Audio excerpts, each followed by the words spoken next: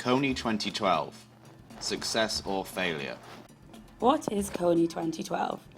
KONY 2012 was a video made by the organisation Invisible Children to raise awareness of the African warlord Joseph Kony in order to encourage action against the Lord's Resistance Army, the LRA, and their activities. The most notable actions being kidnapping children and recruiting them into his army.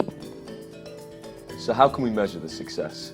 Invisible Children listed their goals as raising global attention, building international support, protecting communities, and finally capturing Kony himself. To achieve these goals, they decided to use online social media. However, trying to encourage activism online has led to the emergence of the idea of slacktivism. So what is slacktivism? It is a willingness to perform a relatively costless token display of support for a social cause, with an accompanying lack of willingness to devote significant effort to enact meaningful change. Showing your support on social media is as simple as clicking an icon. This is low cost, as it can be done in a second in one's own home, and it is low risk, as there are no likely negative consequences. This is opposed to a high-cost, high-risk form of activism, such as taking part in a demonstration. The costs required here are the expense of travelling to the demonstration and buying the materials, while the risks are such things as the legal risk of being arrested or the social risk of being labelled as an extremist. Why did social media suit the campaign aims then?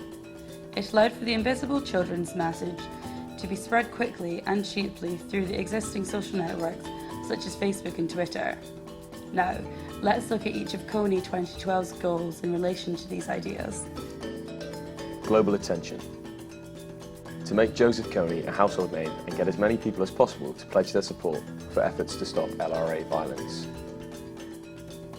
In terms of attention, it got huge amounts. Within 6 days, it achieved 100 million views. It was the third highest trending video of 2012, and it raised just under $6 million. In terms of becoming a household name, within a matter of days, more than half of young adults said that they had heard about Kony in a national phone survey run by Pew Research. Social media was a logical choice to achieve the goals of making Kony a household name and gaining considerable grassroots support due to its ability to reach large numbers of people quickly and easily. This allowed the network to grow to a point where it was more likely to reach high-profile nodes with a higher degree of centrality, who will then grow the network further. In this case, high-profile nodes were people such as Oprah, who prompted a wave of attention. International support. To have leaders from across the globe renew their commitments to stopping Joseph Kony and the LRA. It did achieve government legislation, which can be seen by the US KONY 2012 resolution and the African Union UN strategy. However, the impact of this legislation is questionable, as there was limited success in stopping Kony and the LRA. Due to social media attention, people were prompted to sign petitions and contact public officials, which put pressure on governments to confront the issue, such as the UK launching a parliamentary inquiry. If social media hadn't existed, governments would not have been able to engage with the public opinion with such ease and take action accordingly. Communities protected. Significantly expand programs that counteract LRA violence and protect communities in Central Africa. The money raised as a result of the social media attention contributed to a number of projects which help warn communities of attacks and take action to minimise impact, such as the Early Warning Radio Network.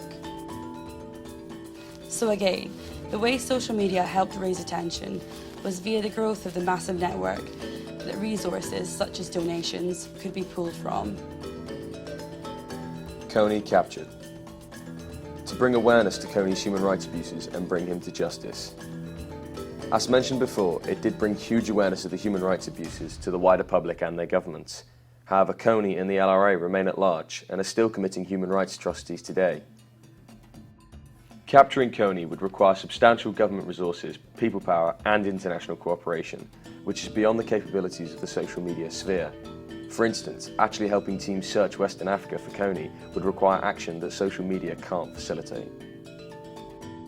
In general, KONY 2012 was a success, as it utilised a network that was available via social media in order to raise money and gain awareness, which supported all goals apart from capturing Kony. Slacktivism is generally seen as a negative. However, as social media is low cost, low risk, and inherently slacktivist, it brings that view into question.